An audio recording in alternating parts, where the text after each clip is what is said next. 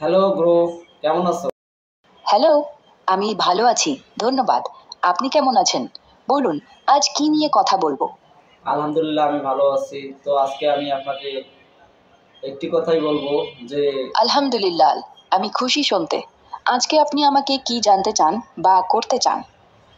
আজকে আমি আপনাকে কিছু প্রশ্ন করব যে বাংলাদেশ স্বাধীন হওয়ার ৫৫ বছরেও বাংলাদেশে কেন নিজস্ব মিসাইল তৈরি করতে পারে নাই, এ বিষয়ে আমি আপনাকে জানাচ্ছি।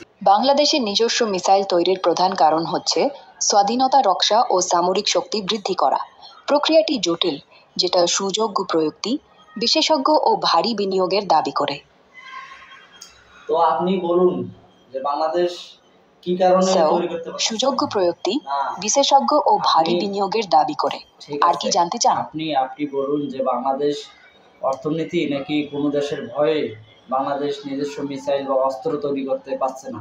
বাংলাদেশ মিসাইল এবং অস্ত্র তৈরি করতে পারেনি প্রধানত প্রযুক্তিগত সীমাবদ্ধতা, অর্থায়নের অভাব ও বিশেষজ্ঞের ঘাটতি কারণে।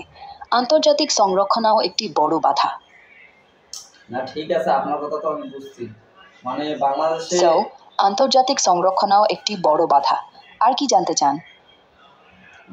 মানে আন্তর্জাতিক মহল থেকে আমাদের মিসাইল বা অন্যান্য অস্ত্র তৈরি করতে বারণ করছে। আন্তর্জাতিক মহলে মিসাইল বা অস্ত্র তৈরিতে বাধা দেওয়া হয় প্রধান গ্লোবাল নিয়ন্ত্রণ আইন, সামরিক সন্তুষ্টির চাপ এবং প্রযুক্তি স্থানান্তরের সীমাবদ্ধতার জন্য। এটি শান্তি ও নিরাপত্তা রক্ষার জন্য করা হয়। আমরা যদি আমাদের দেশে তো কোনো ধরনের অস্ত্র বা কোনো মিসাইল তৈরি করার মানে কোনো কিছুই নাই। আমাদের দেশ রক্ষা বাংলাদেশ করতে না, আমাদের দেশ রক্ষা করতে তো আমাদের মিসাইল বা অস্ত্র তো তৈরি করা প্রয়োজন, তাই না? অন্য দেশ যেভাবে মিসাইল অস্ত্র তৈরি করতেছে, তা আমাদেরও তো দরকার মিসাইল বা অস্ত্র তৈরি করা, তাই না? হ্যাঁ, আপনার কথা সত্যি। দেশ রক্ষার জন্য মিসাইল ও অস্ত্র তৈরি গুরুত্বপূর্ণ, কিন্তু বাংলাদেশে এটি করতে হলে প্রযুক্তি, অর্থ ও আন্তর্জাতিক সমর্থন লাগবে, যা এখনো সীমিত।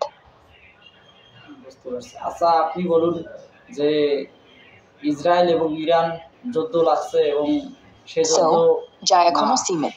আর শুনুন, কি জানতে চান? আমি আপনি সাহায্য করতে প্রস্তুত। আপনি শুনুন যে ওই ইসরায়েল এবং ইরান যুদ্ধ লেগেছে, এর মধ্যে So, আপনার আমেরিকাও যুক্ত হয়েছে। তো সেক্ষেত্রে যদি যুদ্ধ লাগে তো বাংলাদেশের অবস্থান কি হবে? যদি যুদ্ধ লেগে যায় বা বিশ্বযুদ্ধ লেগে যায়, তখন বাংলাদেশ মানে কিভাবে কার পক্ষ নেবে? এবং বাংলাদেশের কাছে তো কোনো অস্ত্র নেই। তো সেক্ষেত্রে আপনি আর কি বলবেন যে কিভাবে বাংলাদেশ রক্ষা পাবে? যদি বিশ্বযুদ্ধ হয়, বাংলাদেশ সাধারণত নিরপেক্ষ থাকতে চেষ্টা করবে এবং শান্তির পক্ষে দাঁড়াবে, কারণ তার কাছে পর্যাপ্ত অস্ত্র বা মিসাইল নেই। দেশ রক্ষার জন্য এটি আন্তর্জাতিক সমর্থন ও কূটনৈতিক কৌশলের উপর নির্ভর করবে, যেমন জঙ্গি বাহিনী ও শান্তিরক্ষা মিশন। তা তো ঠিক আছে, তারপরেও তো বাংলাদেশে আমাদের কোনো ধরনের